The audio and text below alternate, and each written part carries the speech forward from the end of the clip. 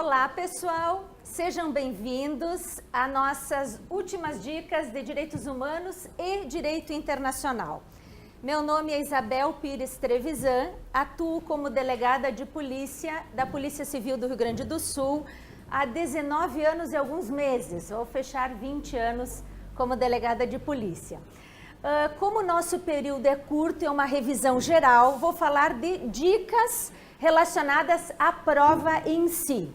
Primeira situação, pessoal, se fala muito em direitos humanos, mas lembrem que temos questões também de direito internacional. E nem todas as questões de direito internacional são de direitos humanos. Em princípio, a maioria dos tratados de direitos humanos são tratados internacionais, por isso que se confunde. Então, a primeira dica para vocês, para a prova do exame de ordem. Primeiro, encontrem onde estão as questões. Quando observarem uma questão de direitos humanos, as próximas serão as de direito internacional, estão juntas. Não tenho como dizer o número, porque cada prova tem uma cor e muda os números das provas. Com relação a direitos humanos, o que vocês devem observar para fazer a questão? Então, dicas. Direitos humanos cai basicamente legislação. Basicamente, as alternativas corretas são cópia do que está na legislação, nos tratados internacionais. Como é quase impossível nós decorarmos e gravarmos todos, falaremos dos que têm mais caído nos últimos exames de ordem ou em todos. Eu ministro aulas também sobre a resolução de questões, então lembro de todos que já caíram, vou dizer os que mais caem. Porém, às vezes caem alguns tratados que praticamente não se ouviu falar. Então, como dica para tentar acertar estas questões também de direitos humanos. Primeiro, leiam sempre o que está no CAPT, sempre o que está no início, porque as respostas têm que ser segundo a lei que está acima. O que o candidato faz?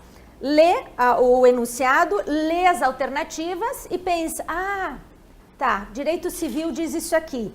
O direito internacional, muitas legislações não têm nada a ver com o nosso direito brasileiro. Exemplo, o Tratado Internacional sobre o Sequestro de Crianças, para o Tratado Internacional referido, criança até 16 anos. Para o direito brasileiro, criança até que idade? 12. Então, direitos humanos e direito internacional é muito difícil responder baseado no que está na nossa legislação.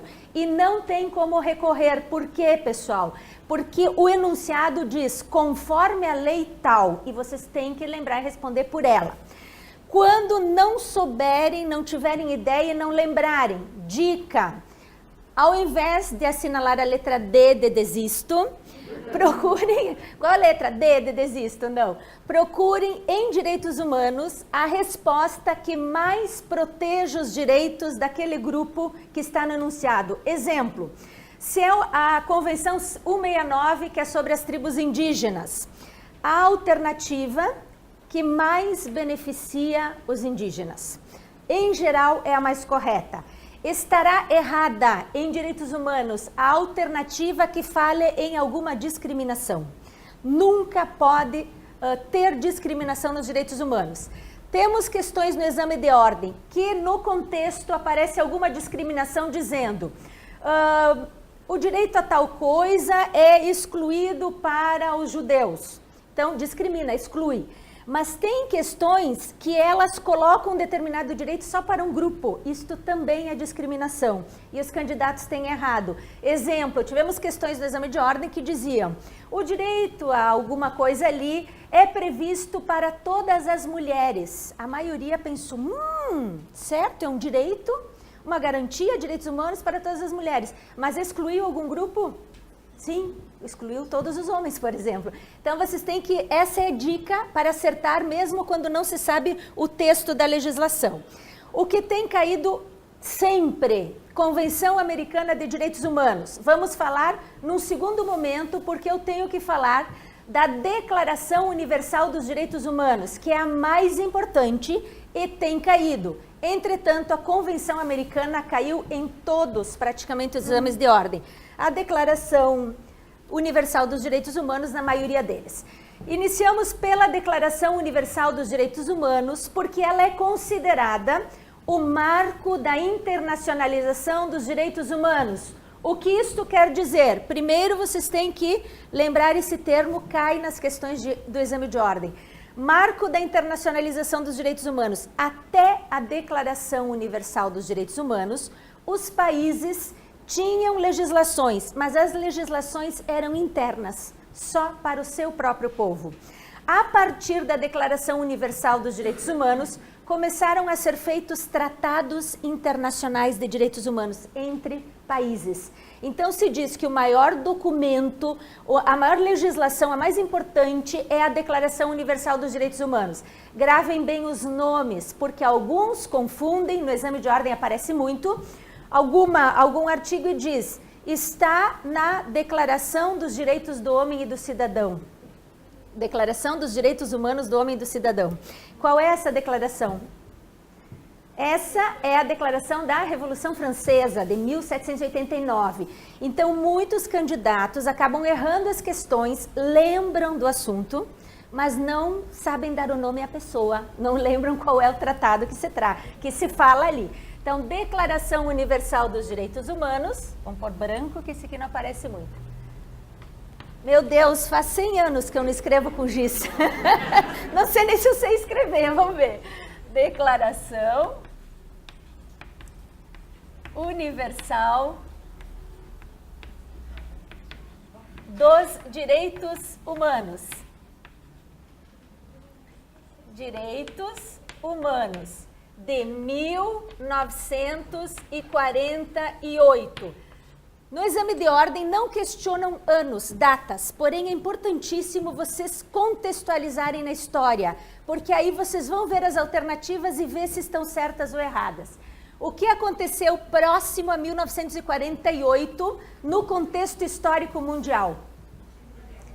Final da Segunda Guerra Mundial. A Segunda Guerra Mundial termina em 1945. A Declaração Universal dos Direitos Humanos foi criada justamente em razão das atrocidades da Segunda Guerra Mundial. Dizem os doutrinadores, pela primeira vez, o homem teve medo do próprio homem. Então, em razão das atrocidades, se pergunta, mas outras guerras não tiveram mais atrocidades? Talvez, mas a mais filmada e documentada foi a Segunda Guerra. Houve muito marketing. Hoje, se eu tive a oportunidade de visitar o Museu do Holocausto, tu chegas lá e está tudo filmado, fotografado. Então, pela primeira vez, o mundo viu o que acontecia. E os países começaram a ficar com medo um do outro e começaram a criar tratados internacionais. Isto não pode acontecer. Então, é o marco da internacionalização dos direitos humanos. Qual é o maior documento, qual é a principal legislação de direitos humanos para o Brasil, interno do Brasil? O colega diz Pacto de São José da Costa Rica. O Pacto de São José da Costa Rica é um tratado internacional, que nós vamos falar depois. Mas qual a legislação do Brasil, interna do Brasil, mais importante? Constituição Federal de 88. Então, aparecem questões. A nível nacional do Brasil, maior documento histórico em razão de evolução de direitos humanos, Constituição Federal. Principalmente o artigo 5º, porém não são taxativos os direitos. O que quer dizer não são taxativos? Podem ser encontrados outros em toda a nossa Constituição, em outras legislações. A partir aqui da Declaração Universal dos Direitos Humanos, pessoal, ela é muito usada ainda. Porém, eu pergunto a vocês, uma declaração gera obrigatoriedade entre os países? Não. Teoricamente, a nível de direito internacional, o que obriga os países? Qual a legislação? Começa com tra e termina com tados. Os tratados. Os tratados geram obrigatoriedade. O que quer dizer isto na prática? Os países que ratificam, os países que assinam um tratado, se obrigam a cumpri-lo, sob pena de punições. Não todos os países, só os que assinaram. Porém, a Declaração Universal não é um tratado, é uma declaração. Lembrando para vocês também, pessoal, também são chamados ou são equivalentes a tratados outros dois nomes. Quais são? Os pactos e as convenções. Quando aparecer tratado, pacto ou convenção, os países que assinaram, os países que a ratificaram se obrigam a cumprir o que está lá, sob pena de punições. Quando aparecer declaração, quando aparecer outros termos, não. Porém, nós temos uma peculiaridade, que convenção. Com relação, eu realmente estou tendo dificuldade com giz. Mas é legal, é bem a cara de aula mesmo. Então, tratados, pactos e convenções. São a mesma coisa, os pactos e as convenções são tratados, obrigam os países. A Declaração Universal, por ser uma declaração, não gera obrigatoriedade. Já caíram questões no exame de ordem. Porém, tem sido usada em razão de ser o documento mais importante de direitos humanos mundial. E aqui eu coloco para vocês um esqueminha. É utilizada, embora não obrigatória, ela é utilizada em razão da sua importância, por ser a principal, pela importância, por ter sido incorporada à maioria das constituições dos países. Então, a declaração não gera obrigatoriedade, mas se eu copio o artigo que está na declaração e eu ponho na Constituição do meu país, eu sou obrigada a cumprir? Sim, se tornou uma legislação do país. Então, em razão da importância de ser incorporada a quase todas as constituições,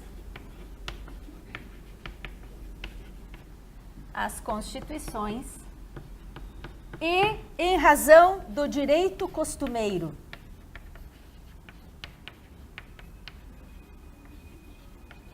Em razão do direito costumeiro. Cai muito esse tipo de questão. Pergunta assim, a Declaração Universal dos Direitos Humanos é obrigatória para os países que ratificaram? Se só aparecer isto, não. Mas, em geral, eles colocam em razão de ter sido incorporada a maioria das constituições, pelo direito costumeiro. A maioria dos países usa, acreditando que, de fato, ela gera obrigatoriedade. Se vocês observarem, decisões do Supremo Tribunal Federal usam a Declaração Universal dos Direitos Humanos.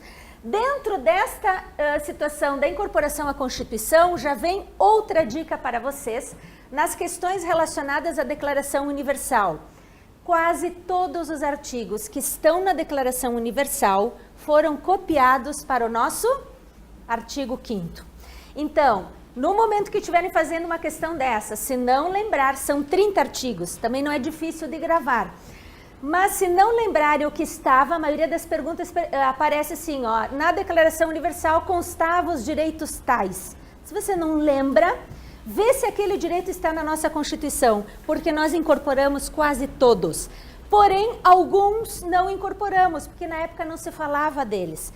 Então tivemos, vejam pela lógica como se responde às questões de direitos humanos. Tivemos uma questão do exame de ordem que perguntava, punha enunciado sobre a Declaração Universal e perguntava, qual destes direitos não constava na Declaração Universal? E aparecia o direito à vida, o direito à educação, o direito do consumidor, o direito à saúde. Qual vocês acham que é?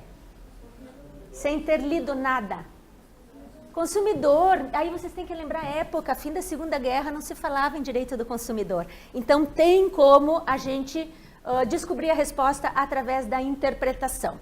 Pessoal, da Declaração Universal, são 30 artigos, quase todos copiados pela nossa Constituição, é fácil. O que tem caído muito? A questão do asilo, ela previa o asilo. Lembrem que o asilo é uma figura que nós vamos ver repetida em muitos tratados de direitos humanos e no direito internacional. Cabe asilo para quem? Perseguidos por... Olha só o que a colega falou. Vejam que às vezes a gente falando consegue descobrir a resposta. Eu perguntei, cabe asilo? E uma colega falou, e digam, porque depois que a gente erra, nunca mais esquece. Isso não erro mais. Diz refugiado. Refugiado é refúgio. Existe a figura de refúgio no direito internacional. Essa não erra nunca mais, né? Mas é próximo, é muito parecido e confunde muito. Então, a dúvida não foi por nada. Asilo cabe para pessoas perseguidas por crimes políticos. O que são crimes políticos? Aonde eles estão catalogados? Em lugar nenhum. São pessoas perseguidas por opiniões políticas. Em geral, quando os países entram em conturbação social, em períodos de guerra ou ditaduras, em que alguém se manifesta contra um governo, é perseguido para ser preso ou morto. Não cabe asilo para pessoas perseguidas por crime comum. O que é um crime comum? Na prática.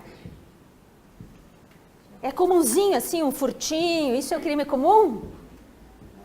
Crime comum são os que estão no nosso Código Penal. Todos eles são crimes comuns. É para diferenciar dos crimes políticos, para diferenciar dos crimes militares. Então, não cabe asilo para pessoas perseguidas por crimes comuns. Se eu estou sendo perseguido por crime comum, é sinal que quem está me perseguindo? A polícia. A polícia está perseguindo para prender, em geral, legítima, é uma prisão legítima. Então, asilo só para crimes políticos ou crimes políticos conexos com os comuns. Ocorreu um crime político e, junto com este crime político, um crime comum. Outro artigo importante que tem caído muito é com relação às eleições, já eram previstas na Declaração Universal dos Direitos Humanos. Então, previam que as eleições devem ser honestas. Não conhece mais essa palavra, entendi. Como eleições honestas? Não sei. Previa. Previa que as eleições... não sei, não conheço. As eleições devem ser honestas, periódicas, como nós temos até hoje, por sufrágio universal, todos devem ter acesso, e por voto secreto ou outro processo equivalente. Por que aparece outro processo equivalente? Porque a Declaração Universal não é para o Brasil. Tem países que têm processos equivalentes ao que nós usamos para votação secreta. Outro ponto que cai e que confunde, já alertando que cai só o que é complicado, o direito à vida, por exemplo, não cai, porque todo mundo já sabe que é permitido. É sobre educação. O que diz a Declaração Universal dos Direitos Humanos sobre a educação? Prevê o direito à educação e diz o seguinte, isso sugiro que vocês anotem. Eu vou falando, se precisar escrever, vocês me avisem. Eu demoro muito para escrever com giz, não vai dar tempo. Todos têm direito à educação. A educação do ensino fundamental, elementar, deverá ser gratuita. Essa cai muito, porque eles misturam uma com a outra. Então, ensino fundamental, elementar, tracinho, gratuita. Ensino fundamental, obrigatório. Ensino técnico profissional, generalizado. Então, todos têm que ter acesso, mas não é nem gratuito e nem obrigatório. E o ensino superior deve ser acessível a todos, em razão do mérito. Ensino fundamental, elementar, o primeiro, gratuito, e o fundamental, que deve ser obrigatório, o que mais confunde. Eles misturam, Declaração Universal diz que, e misturam, qual que é gratuito e qual que é obrigatório. O técnico profissional é mais fácil para a gente lembrar, que seria equivalente ao que nós temos no segundo grau. E ele deve ser generalizado, quer dizer, todos poderão ter acesso, mas não é gratuito e não é obrigatório. E o superior, o acesso em função do mérito. Nós temos isto no Brasil? Acesso ao ensino superior em função do mérito? Temos em razão do vestibular, né? O mérito é o vestibular. Mas também tem a questão de ter dinheiro para ter o acesso, né? Aí essa parte aí não aparece. E, finalmente, o artigo 30, ele refere que a Declaração Universal dos Direitos Humanos não poderá ser interpretada de forma a impedir ou excluir algum direito que está dentro da declaração. O que isto quer dizer, pessoal? Quer dizer que uma pessoa não pode usar um direito da declaração para justificar tirar o outro. Exemplo, eu digo, eu tenho o direito de ir e vir com o meu carro. Essa pessoa está aqui na minha frente, eu vou passar por cima. Então, usa o direito de ir e vir para justificar a tirar o direito à vida da outra pessoa. Então, isso aparece no artigo 30, não pode usar um direito para excluir outro. Segundo ponto, pessoal, com relação à Declaração Universal, isto é o principal. Segundo ponto, Convenção Americana de Direitos Humanos.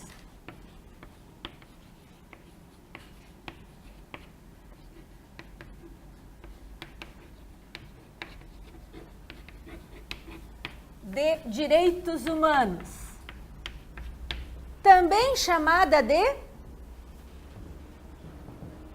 Pacto de São José da Costa Rica. Algumas questões do exame de ordem aparecem como convenção, outras questões aparecem como pacto. E aí o candidato olha, a candidata diz, se fosse da Convenção Americana eu sabia, mas esse pacto eu não sei nada. É a mesma coisa. Então, Convenção Americana de Direitos Humanos é igual a Pacto de São José da Costa Rica. São José da Costa Rica.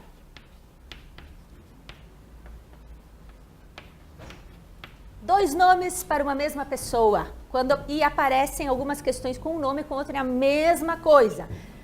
Tem um protocolo adicional. O que é um protocolo adicional num tratado? É alguma coisa que não foi abordada no tratado e posteriormente dizer, vamos colocar isso aqui também. Então fazem um protocolo adicional. A Convenção Americana ou Pacto de São José da Costa Rica possui o Protocolo de San Salvador. Então, quando aparecer nas questões e falar sobre o Protocolo de São Salvador, se refere também a esta convenção. Protocolo de São Salvador, San Salvador.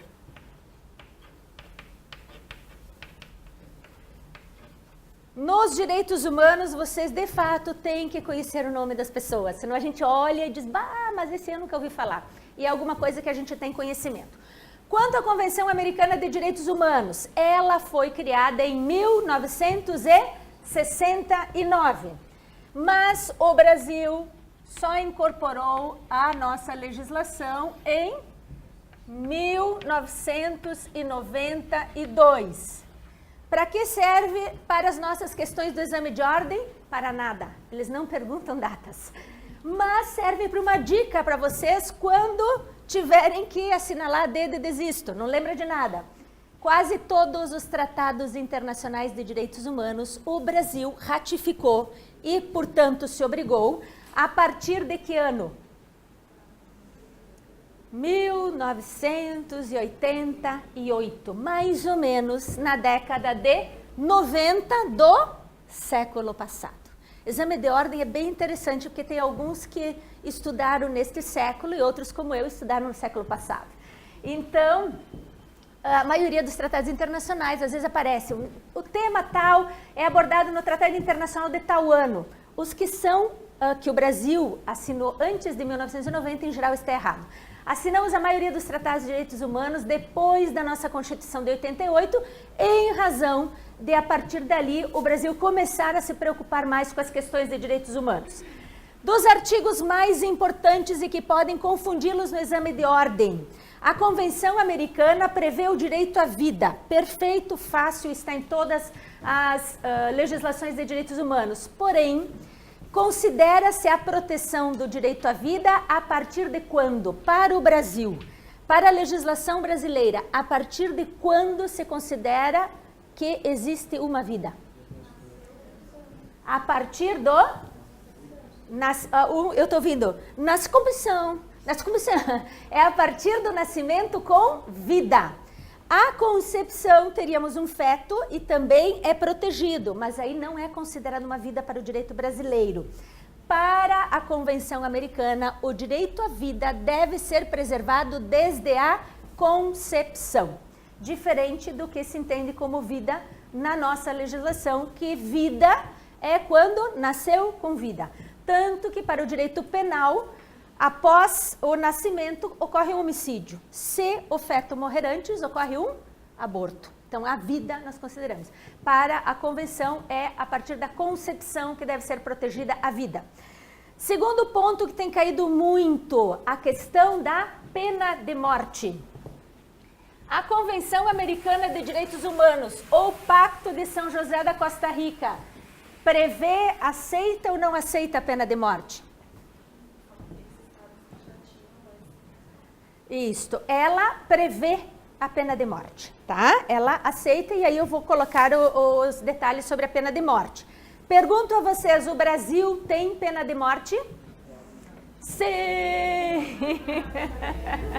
Tem. O Brasil possui pena de morte para situações de guerra. Então, para crimes militares. A pena de morte no Brasil, ela tem inclusive a forma de execução, é por fuzilamento. Por que a gente não ouve falar de execuções por pena de morte no Brasil? Porque nós não andamos em guerra, é samba, carnaval, não tem guerra aqui. Mas em períodos de guerra, para crimes de guerra, exemplo, desertar, enfim, temos previsão de pena de morte. Já tivemos pena de morte no Brasil para crimes comuns e grave. O que é crime comum? Crime que está no Código Penal. Já tivemos previsão de pena de morte no Brasil para crimes comuns? Não, no Brasil, historicamente. Tá, na atual Constituição, só para situações de guerra, tá? Então, só para crimes militares. Já tivemos pena de morte para crimes comuns. Até 1889, um dos nossos ilustres executados foi o Tiradentes, tá? É execução por pena de morte e permitida no Brasil. O que diz a Convenção Americana? Só é permitida a pena de morte para os países que ainda não tenham abolido, a colega falou muito bem, no momento em que ratificaram a Convenção. Trocando isto por um exemplo prático. O Brasil ratificou, assinou, concordou com a Convenção Americana em 1992. Tinha pena de morte para crimes comuns, exemplo, para homicídio, estupro e tráfico, que normalmente os que têm pena de morte, não. Então, o Brasil pode ter pena de morte agora? Não. Os Estados Unidos é um país que assina a Convenção Americana. Possui estados que têm pena de morte? Sim. Pela Convenção Americana, ele pode manter? Sim. E para os que não tiverem abolido. Porém, se depois de ratificar a Convenção, o país abolir, muitos países, depois de assinar a Convenção, aboliram. Não pode voltar a ter pena de morte. Então, em resumo, o país ratificou, tinha pena de morte e mantém? Pode ter, tem os limites que eu vou dar para vocês, as regrinhas, mas pode manter. Quem aboliu não pode restabelecer. Essa dúvida que tu tinhas? Tá. O Brasil, na verdade, tem, que é para crimes de guerra, né? Esta pena de morte ele pode manter. Se abolir, também não poderá voltar. Estamos terminando. Pessoal, quais as regras para a situação de pena de morte? Não é permitido pena de morte, ou é permitido, onde tem ainda pena de morte, para os crimes mais graves.